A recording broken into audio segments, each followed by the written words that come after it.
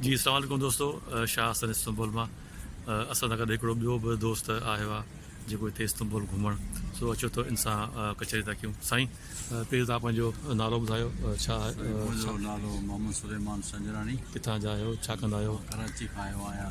जी sir. तो हुते steel mill में मुलाज़िम हुउमि, हाणे रिटायर आहियां। जी सर। हिते हिकु दोस्त मुंहिंजो तमामु प्यारो ऐं पुराणो दोस्त मुंहिंजो हिते रहे थो, पंहिंजो तुर्की में अंकरा में। हा हा। सो उन दोस्त मूंखे इनवाइट कयो, जी जी। दावत ॾिनई।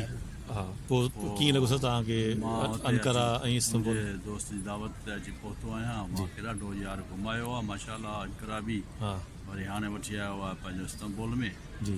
इस्तंबुल में हिते ॾिसी करे असांजो त दिमाग़ी जी ॾही थी वई आहे।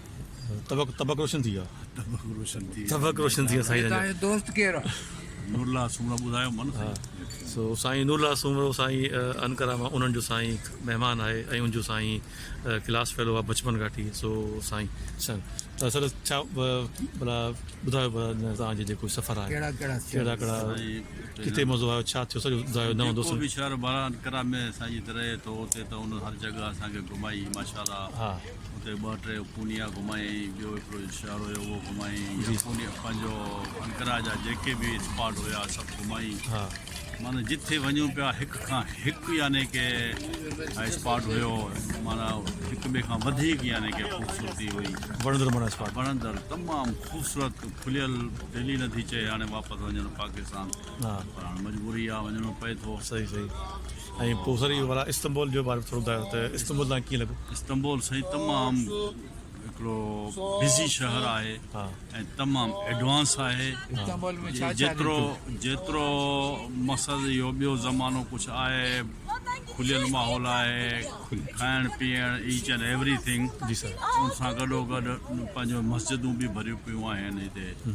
हर को पंहिंजे पंहिंजे कम में जेको आहे न मशगूल आहे ऐं तमामु सुहिणो शहर आहे, तमामु बिज़ी आहे ऐं हर तरह सां यानी की हर पॉइंट ऑफ व्यू सां। मां त चवां थो त पंहिंजे दोस्त जेके सिध जा आहिनि नौजवान, ख़ुशूसन जेके ॿाहिरि वञण जे चकर में आहिनि या USA, उहो त नथा वञी सघनि त हू हिन खे तरजीह ॾियनि, तुर्की खे। सही सही।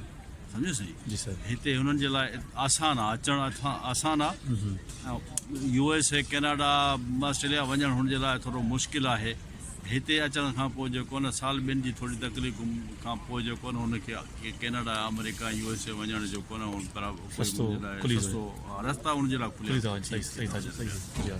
सो मां त हुन नौजवान यंग जनरेशन खे जेको दावत ॾींदुमि त हू हिते अचनि, ज़रूरु, भले कमाइनि बि, रहनि बि, साल ॿिनि खां पोइ पंहिंजो पढ़णु चाहिनि, फैमिली अची रहनि, अमन आहे।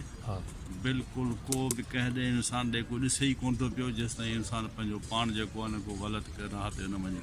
जी जी। सो बहरहाल ओवरऑल जेको आहे न बहितरीनु, इंतिहाई ख़ूबसूरत, हर पॉइंट ऑफ व्यू सां ज़बरदस्त। सो खाइण में बि बहितरीनु आहे, रहाइश में बि बहितरीनु आहे, घुमण में बि बहितरीनु आहे। सो अलाह साईं तव्हांखे बि सलामत रखे। तव्हां शाबाश आहे तव्हांखे जेको हिते तव्हां असां सिंधियुनि सां जेको आहे न पंहिंजो कोऑपरेट कयो था ऐं पंहिंजो